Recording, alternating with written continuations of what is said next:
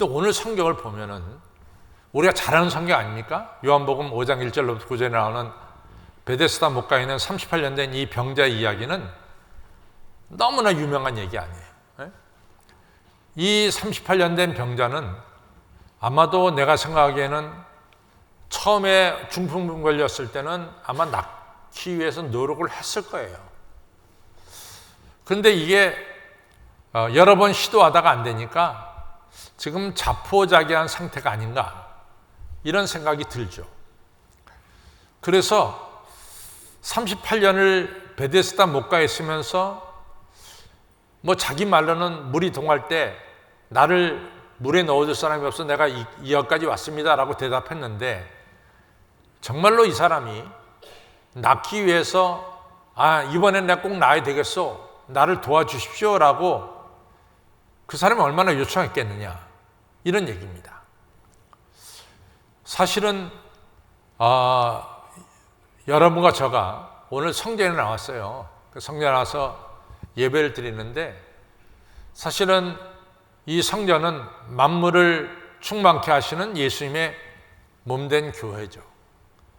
또 예수님께서 뭐라고 말씀하냐면 수고하고 무거운 짐 자들아 다 내게로 오라 내가 너희를 쉬게 하리라 약속을 하셨고 또 우리에게 말씀하시기를 구하라 주실 것이요 찾으라 찾을 것이요 문을 두들기라 열릴 것이라고 말씀해 주셨습니다. 그러니까 예수님이 분명히 약속했으니까 여러분과 저는 간절하게 하나님께 간구하면 되는 거예요.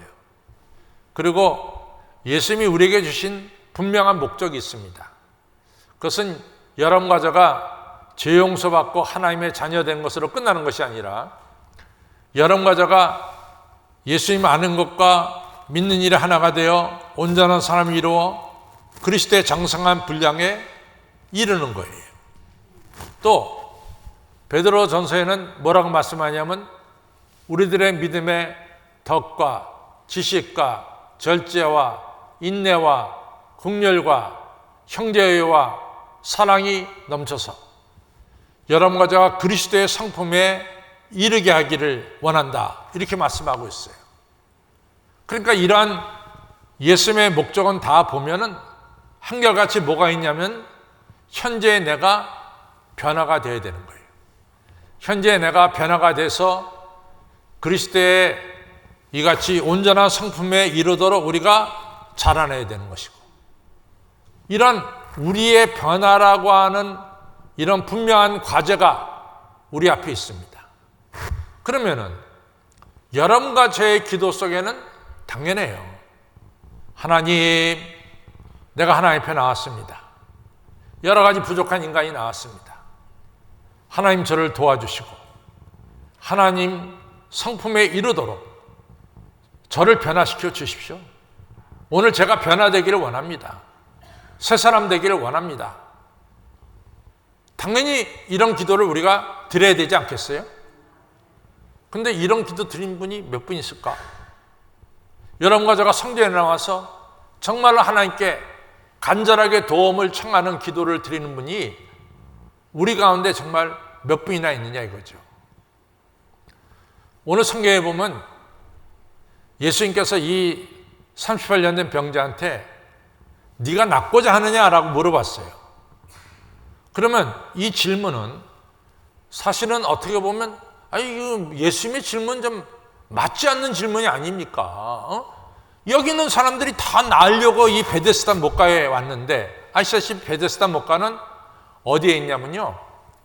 우리가 예루살렘 성에 보면 동쪽 벽이 있어요. 동쪽 벽. 동쪽 벽에 유명한 문이 하나 있습니다. 그분이 황금문인데 재림의 예수님이 그 문을 통해서 들어온다. 그래서 그 문은 다른 문하고는 다르게 이 문이 두 개가 연결된 황금문이라고 불러요. 근데 그 문 북쪽으로 좀 올라가면은 동쪽 벽에서 북쪽으로 올라가면은 스데반 문 또는 사자의 문이라고 있어요. 그 문을 통과해서 들어가서 한 100m, 한 길게 보면 한 200m 가면은 바로 오른쪽으로 베데스다 연못이 있습니다. 그런데 이 연못이 예수님 시대에 있었던 연못이 그대로 흙속에 묻혀 있다가 그것이 발굴이 됐어요. 그래서 성경에 나오는 베데스다 목가에 대한 설명하고 나중에 이 땅을 파가지고 이같이 발견한 이 못하고 딱 들어맞았어요. 그래서 성경은 그것이 바로 베데스다 목가다라고 얘기한 것이 오늘 우리가 가서 볼 수 있어요. 그 못에는 기둥이 7개가 있고 그 안에 물이 있었어요. 그런데 들려오는 소문에 의하면은, 내려오는 이야기에 의하면은 천사가 가끔 내려와서 거기 있을 때 물이 요동을 친다는 거예요.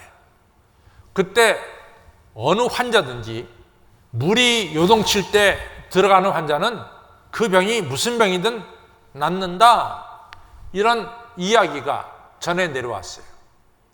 그래서 그 베데스다 목가는 수많은 환자들이 자기 병을 고치려고 모여든 것이 바로 베데스다 목가입니다. 그 중에 바로 오늘 38년 된 병자가 거기 있어요. 그 병자는 아마 베데스다 목가에 모여든 모든 병자들 중에 가장 오래 있었던, 정말 최고로 오래 있었던 그런 사람이 바로 오늘 성경에 나오는 이 병자입니다. 그런데 예수님 명절이 돼서 예루살렘에 올라갔다가 축제가 벌어진 곳에 가지 않고 병자들이 모여있는 바로 베데스다 목가로 간 거죠. 가가지고 보니까 이 사람이 병이 가장 오래된 게 한눈에 보여요. 그러니까 예수님이 그에게 찾아가서 네가 낫고자 하느냐? 라고 물어본 게 바로 이 얘기입니다. 당연히 나으려고 거기 왔는데 예수님이 낫고자 하느냐라고 물어보는 게 좀 말이 안 맞지 않느냐? 이런 생각이 드는 거죠. 그런데 핵심은 예수님 말씀이 맞아요. 베데스다 목가에 왔다고 해서 다 낫기를 원하느냐 말이야. 그거 얘기입니다. 오늘 성전에 왔다고 해서 다 나는 예수님의 성품에 참여하기를 다 원하느냐 하는 겁니다. 어느 분이 그래요. 당신 왜 헬스장에 옵니까? 그 헬스장에 오는 사람들 중에 10명 중에 5명은 자기 체중을 좀 관리하려고, 체중을 좀 빼려고 온다는 거예요. 근데 10명 중에 5명이 체중을 빼려고 와서 정말 그분들이 체중을 빼는 운동을 하느냐? 그렇지 않다는 거예요. 목적은 체중을 빼러 왔지만 전혀 체중을 빼려가는 의지도 없고 그런 운동도 안 한다는 거죠. 여러분, 로빈스 크루소가 무인도에서 나왔는데 정말 로빈스 크루소가 무인도에서 나오기를 원했느냐? 근본적인 질문을 던지고 있습니다. 이 38년 된 병자가 정말 자기 병이 낫기를 원했느냐라고 하는 예수님의 질문입니다. 성도 여러분, 우리가 오늘 교회 나왔어요. 여러분 정말 그리스도를 닮아가기를 원하십니까? 변화되기를 원하십니까? 그러면은 구하라 주실 것이라 약속하신 주님께 구해 보셨어요? 도움을 청해 보셨어요? 그 기도를 들어보셨냐 이거죠. 하나님 정말 나 변화되기를 원합니다. 나로서는 할 수 없어요. 좀 도와주세요. 이런 간절한 기도가 정말 우리 가운데 있느냐 이거죠. 우린 그냥 베데스다 목가에 그냥 앉아가지고 물이 동하는 것을 보려고, 구경하려고 오는 그런 사람들 중에 하나가 아니냐라고 한번 우리 스스로를 물어봐야 됩니다. 정말 나는 변화되기를 원해서 전능하신 하나님께 도와달라고 도움을 청하고 있고 간구하고 있느냐? 이 근본적인 질문을 한번 각자 스스로 해보시기를 바랍니다. 우리 격언에 하늘은 스스로 돕는 자를 도운다 그랬어요. 하늘은 노력하는 사람을 도와준다, 이런 얘기가 되겠죠. 격언은 하늘은 스스로 돕는 자를 도운다. 우리 잘 들어봤잖아요. 너 공부 한자 안 하고 말이지 무슨 뭐 모의고사에서 뭐 1등 하길 바래? 야, 그런 거 아니야. 우리 격언에 하늘은 스스로 돕는 자를 도운다 그랬어. 네가 노력을 해야지. 노력도 안 하고 말이야. 빈둥빈둥 놀면서 무슨 모의고사 1등 하려고 들어. 그건 잘못된 거 아니냐? 우리가 아주 잘 써먹는 이야기 중에 하나입니다. 하늘은 스스로 돕는 자를 돕는다. 근데 성경을 읽어보면요, 아무것도 안 한 자에게, 정말로 아무것도 안 한 자를 하나님께서 도와주시는 경우를 많이 봅니다. 그것이 바로 우리가 성경을 읽으면서 보는 내용 중에 하나예요. 아무것도 안 했어. 여러분들 예를 들어서 뭐 사도 바울이 말이죠, 사도행전 9장에 이제 다메섹을 올라가다가 예수님이 사도 바울을 부르거든요. 그래서 이 사도 바울이 그때 이제 예수님 만나고 변화됩니다. 우리가 성경에 그 전에 보면은 사도 바울이 예수님을 만나려고 노력한 게 있냐? 없어요. 예수님 만나려고 노력한 게 없어요. 그냥 예수님께서 먼저 사도 바울을 부르신 거예요. 그런 예가 성경에는 너무 많은 거예요. 오늘 이 성경에 나오는 38년 된 병자는 처음에는 시도했지만 잘 나으려고 시도했지만 안 되니까 그냥 자포자기하고 사는 거야. 14,000일, 38년이면 14,000일입니다. 14,000일을 남의 도움, 거기다 데려다 주면 가 있고 자기 스스로 어디 가본 적이 없어. 남의 힘에 의해서 그냥 14,000일을 살아온 거야. 내가 어느 백화점에 가고 싶다고 해서 간 적도 없어요. 자기 발로 간 적이 없어요. 14,000일을. 그냥 14,000일 그냥 들것에 누운 채로 지낸 거죠. 사람들이 A란 장소에 들어가면 글로 가고 B란 장소에 들어가면 글로 가고 또 사람들이 돈을 주면은 그 돈을 받아서 먹을 거 사고 그렇게 지내왔어요. 그러면서 이런 생활수이 아주 익숙해진 거야. 그러면서 속으로 아마 자기 합리화도 했을 거야. 그래, 인생이란 게 다 그런 거 아니냐? 응? 뭐 건강하다고 하는 아무개 봐. 그냥 허리가 휘도록 일하고 말이야. 맨날 고생스럽다고 얘기하고. 우리는 뭐 허리가 휘도록 일하는 건 없잖아. 그냥 두루만 있으면 되니까. 뭐 이러면서 자기 합리화를 하는 거죠. 여러분들, 남의 이렇게 도움받기를 원하는 사람은, 그 속에서 이렇게 익숙해진 사람은 별로 변화되는 것을 원치 않습니다. 그 심리학지에 보니까 되게 어린아이들이 24개월, 2년이 지나면은 다이퍼, 예를 들어서 그 기저귀를 뗄 수 있는 나이래요. 근데 이제 미국에서는 프리스쿨, 이 유치원 가기 전에, 킨더가튼 가기 전에 프리스쿨이 있는데 그 프리스쿨은 2살 이상 들어갈 수 있어요. 만 2살. 근데 걔가 한 가지 조건이 필요한데 용변을 가릴 줄 알아야 돼. 용변 가릴 줄 알면 미국에서는 프리스쿨에서 받아줘요. 그런데 되게 이제 2돌 지나서 이같이 되게 기저귀를 떼고 들어온 애들이 있는데 어떤 아이는 만 4살이 지나도 기저귀를 못 떼요. 그러면 걔가 뭐 특별히 뭐 몸에 이상이 있어서 기저귀를 못 떼느냐? 심리학자는 그게 아니라는 거야. 왜냐하면 걔가 기저귀를 차고 다니는 이유 중에 하나가 뭐냐면 기저귀 차고 있으면 엄마가 1시간마다 걔를 만져주거든. 얘가 소변 맞나 뭐 왔나 한번 엉덩이도 한번 이렇게 만져주고 그게 좋은 거야. 그게 그 엄마 손길이 너무 좋으니까 얘가 그걸 안 벗어 끝까지 차고 다니는 거야. 그 상태가 좋은 거예요. 그러니까 그 상태를 계속 유지하는 거야. 여러분, 우리가 변화되지 못하는 것 중에 하나가 그냥 이 상태가 좋은 거야. 뭐 특별히 달라질 필요도 없어. 뭐 다 인생이란 게 그런 거 아니야. 뭐 이렇게 얘기하면서 자기 합리화를 시킨단 말이죠. 근데 오늘 성경에 나오는 이 38년 된 병자도 똑같아. 예수님께서 너 낫고자 하느냐? 대답하면 돼요. 내가 낫기를 원합니다 하면 되는 거 아니야. 근데 이 사람은 그 대답 안 해. 물이 동할 때 나를 물에 넣을 사람이 없습니다. 아니, 예수님 물으면 왜 동문서답을 해? 제가 낫기를 원합니다. 아닙니다. 저 이대로가 좋아요. 뭐 이렇게 대답하든지 해야지. 물이 동할 때 나를 넣을 사람이 없습니다. 이 얘기는 뭡니까? 나는 끝난 사람입니다. 이 정도의 얘기입니다. 나는 끝난 사람입니다. 그런데 예수님은 이 사람을 고쳐주시는 거예요. 스스로 아무것도 하지 않는 이런 사람을 예수님은 고쳐주시는 거죠.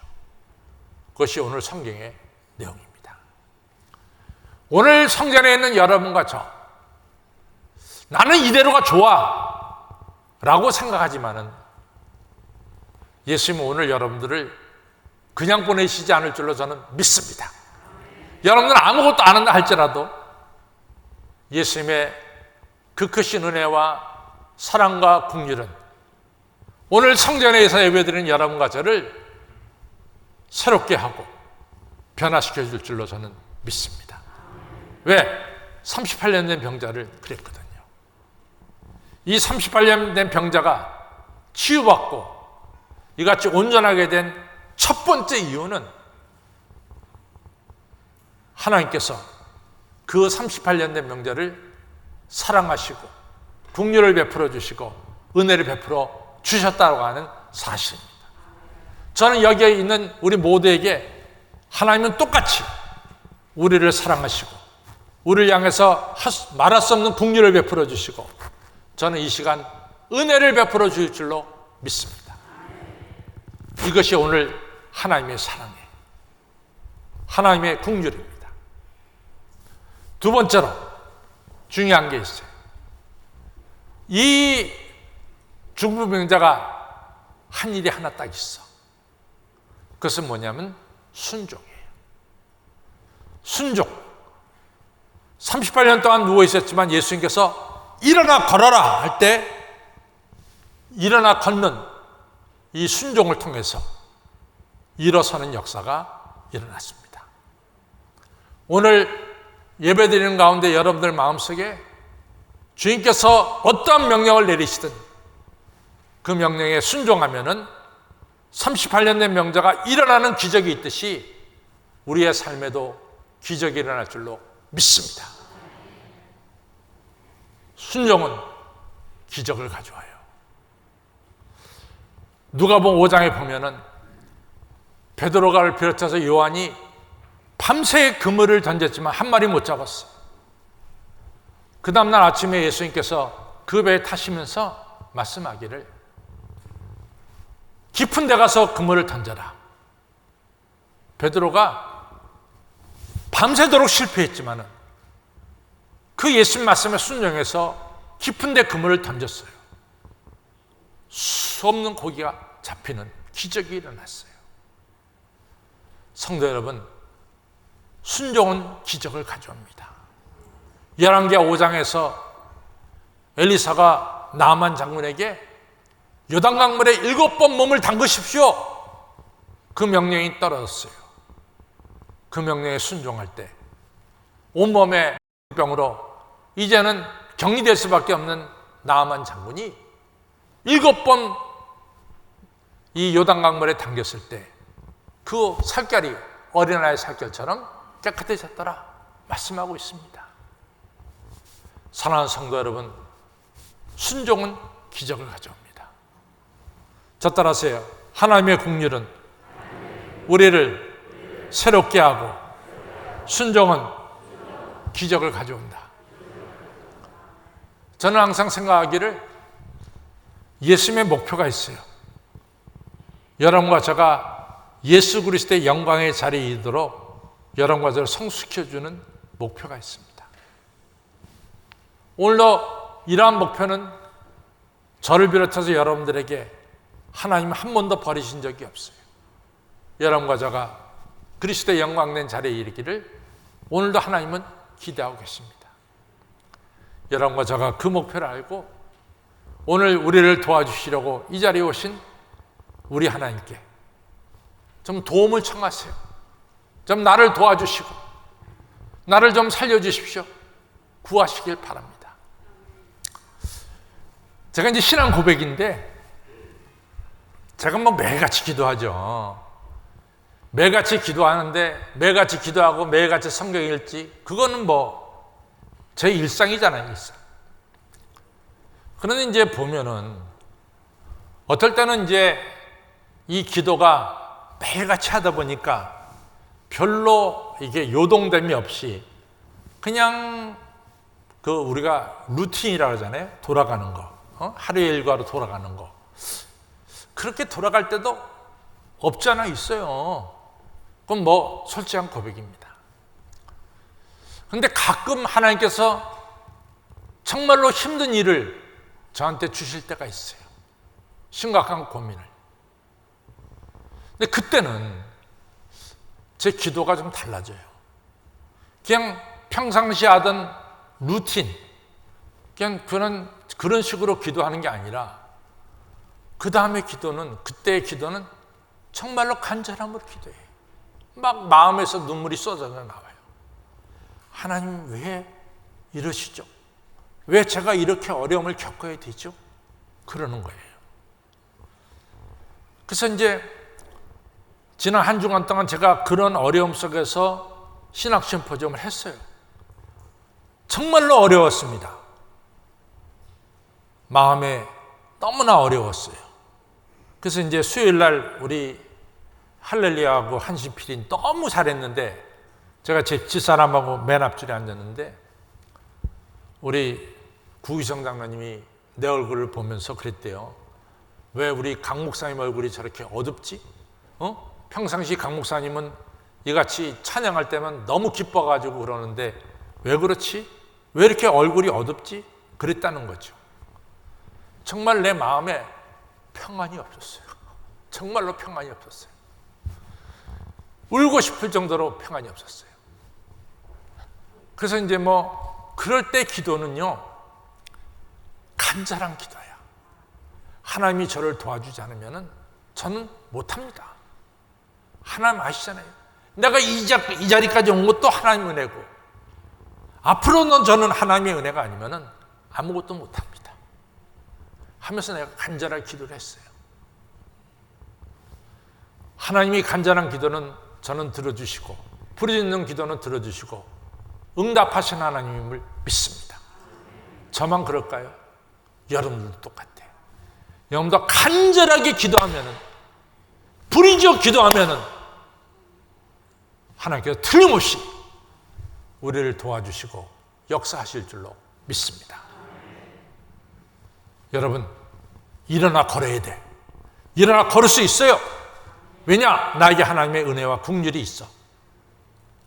두 번째는 우리가 순종하면 기적이 일어나, 세 번째는 하나님께 간절하게 기도하면 응답해 주십니다. 그래서 일어나 걷는 역사가 여러분들 각자에게 있기를 주님의 이름으로 축원합니다.